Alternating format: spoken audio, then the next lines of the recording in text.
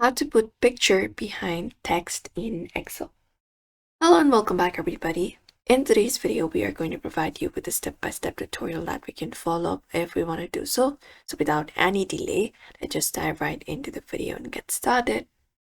So we can start by opening up the Excel file. For that, open up Excel and go to the option for insert in the top of your screen, the menu.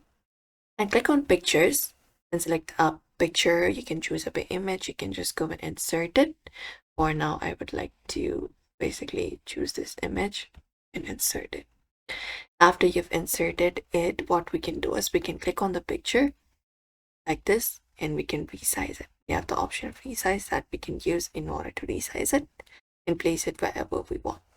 Now we can right click on the picture and go ahead and look out for the option go send to back, this option right here, and we should be able to choose this option, and we can just go and select that option, and now text cells appear over the image.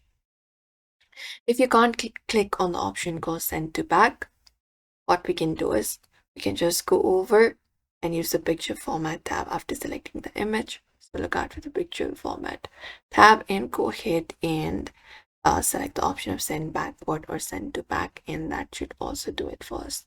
So we can just go over and choose that option. And apart from that, another method we can do is we can go to page layout option in the top, and from there click on the option called background.